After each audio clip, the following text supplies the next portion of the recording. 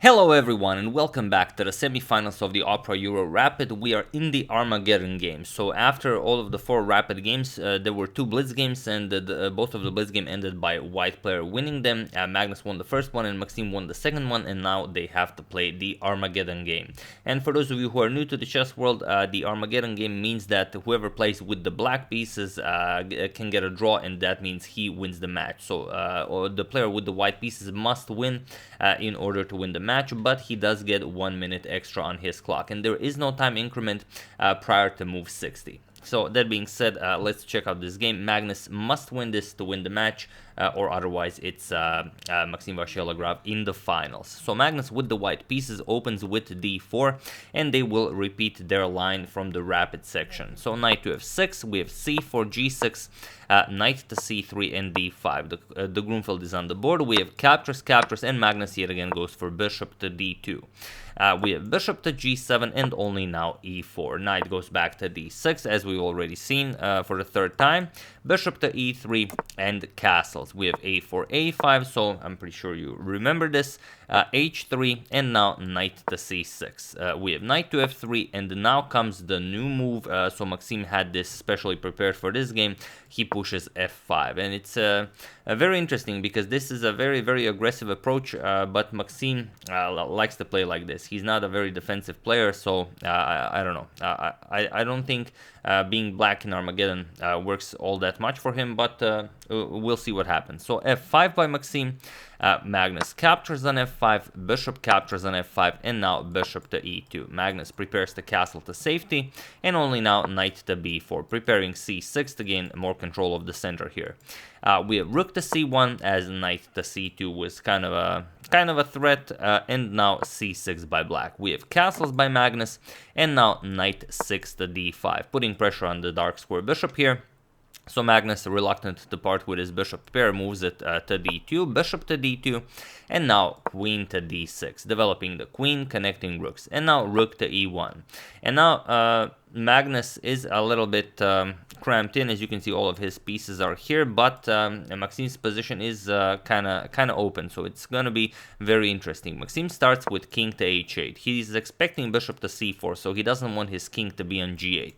And now knight captures on d5. Here you could have improved the position a little bit first, maybe with bishop to c4 or bishop to g5, but this is Armageddon. You capture first and ask questions later. So knight captures on d5, knight captures, and now bishop to c4. So the bishop is activated this way, and this bishop is coming to g5 definitely at some point, as the rook is already putting pressure along the e file. So knight to b4 and queen to b3 now. Again, you could start with bishop to g5 to go after the pawn, as the knight now moved, and after, for example, rook a to e8, go knight e5 with some threats of knight f7 check, but the knight can play knight to d5, defend this square, and white is still better with the idea of queen b3, and the bishop can go after the a5 pawn, but it's all very you don't want to spend too much time. So instead, after knight b4, the immediate queen b4, and now rook a to d8. We have bishop to g5 now, putting pressure on this pawn, and now bishop to f6 defending.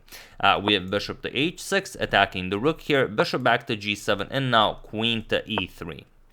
And now you can capture here, but Maxime doesn't like this. He doesn't want to part with his dark square bishop. This knight to g5 move is very scary. The bishop controlling this diagonal is very scary. So this this f5 move that Maxime played simply opened up a whole sea of possibilities for Magnus to attack. So here, after queen to e3, we have rook d to e8, defending the e pawn like this, and now bishop back to f4, attacking Maxime's queen, knight to d5, counter-attacking the queen on e3, and here bishop captures on d5. This is the absolute best idea.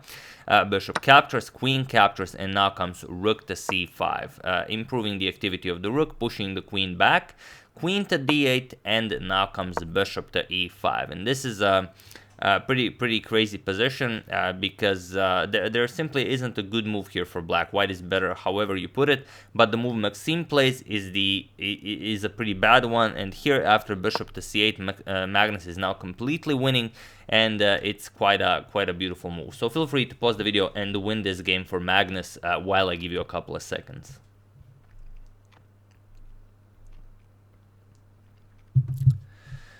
So for those of you who were able to do it, congratulations on spotting such a spectacular idea. For those of you who found the d5, that is very nice, but there is an even greater move, and that is queen to h6. And here there is simply no good move for black. So the queen cannot be captured because just whoa, bishop is pinning the dark square bishop from black. So you have to play something. The problem is you cannot capture the bishop, because if the bishop is captured, knight g5, and the queen is so far away, the queen cannot help out with the defense, you're just getting checkmated. To show you how this is happening, if you block with rook f7, temporarily give up the rook, that's really pointless, because I mean your queen hangs, but the white doesn't even have to capture the queen. White can just continue like this, knight back to g5, and again threatens checkmate. And even if bishop here, just check, king to here, and just a queen captures on g6, again threatening checkmate. And after king g8, now you just go queen f7 check, king to h8, and knight to e6. And here you simply resign, because this is checkmate, and also this will result in checkmate, and you cannot defend against both threats. So after this bishop to c8, after this queen to h6 move, capturing not possible. So Maxime finds the only move that continues the game, which is rook to f6. But here Magnus very happily grabs that rook. He wants to trade down. He wants to get into an endgame as quick as possible to enjoy his extra material. So e captures on f6. He trades with check. Rook captures, queen captures, and now queen back to e3. He offers a queen trade, now he's up material, and he's very happy to play this endgame. So Maxime, of course, declines, and queen back to e1, going after the a5 pawn, because there's no point in guarding the d4 pawn. If black captures this, is just checkmate. Queen e8 check, bishop f8, queen captures on f8 is checkmate. So after queen to e1, bishop to f8, attacking the rook here, and now rook captures on a5. With bishop to d7, Maxime, without an active move in sight, with rook to a7, attacking the pawn here, queen to b8, and now queen to a5, threatening rook a8 to pick up the bishop here after the queen moves. So here, after king to g7, still rook to a8, now comes queen to f4, getting the queen out of harm's way, but just queen to d8, now threatening to pick up the bishop here. Queen to c1 check, king to h2, and queen to f4 with check. But now Magnus doesn't have to play g3, Magnus can just play king h1, which he does. And now point is, after queen c1 check, you can just play knight g1, and there are no more checks. Black is just getting destroyed here, as this is being threatened, and you don't really have a good move here once because this bishop is under attack, and also this bishop. So instead, after bishop to c1 check, we have king to h2. After queen to f4 check, we have king to h1, and now queen goes back to d6 to guard this pawn, this bishop and this bishop, but now just queen to b8. Magnus offers a queen trade, and if the queen moves somewhere, that doesn't guard the bishop, just queen captures on f8 is happening, and this will be checkmate. So queen to b4, Maxime tries to keep an eye on the bishop, but here Magnus just played rook to a7, and it was in this position on move 40 that Maxime Vachier Lagrave resigned the game, and Magnus wins the Armageddon game, which means Magnus goes into the finals to face Wesley So, as Wesley won his match against Teimur Rajabu. We're also going to show some games from that matchup, probably gonna show that tomorrow. So yeah, really wild stuff. Magnus, with so many blunders, manages to win the match. It's simply crazy. He blundered the bishop, and he also blundered the queen. One due to a blunder, the other one was actually a mouse slip, but still incredible that he still manages to beat Maxime with so many misfortunes happening to him in the match. But what are you gonna do? Those are the joys of online chess, it would seem. So here you resign because there's really nothing to do. Rook captures on b7 is happening. There's no stopping that. You can't really do anything here. You could move the king, but then still just captures. The bishop is under attack, and the point being that there's no attack for you to even go for, and you're already down material. So Maxime doesn't want to play this. He resigns, and Magnus is off to the finals.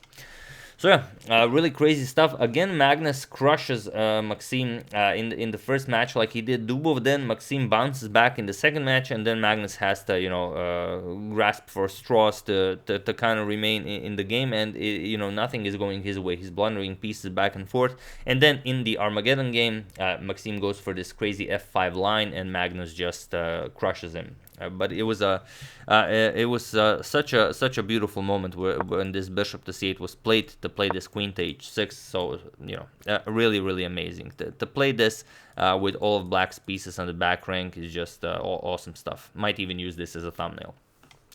That's the game, and the coverage of their semi-final match. Hope you guys enjoyed it. I would like to thank No Deathman, Louis Burkhardt, David Kimura, Harry Lewin, and Stephen Hunt for your contribution to my channel. Thank you a lot, I really appreciate it. As usual, you can check 2 of my previous videos here. Thank you all for watching, and I will see you soon, continuing the coverage of the Opera Euro Rapid, checking up on your wonderful suggestions, and whatever else happens in the chess world. So, thank you all, I will see you soon, and have an excellent rest of your day.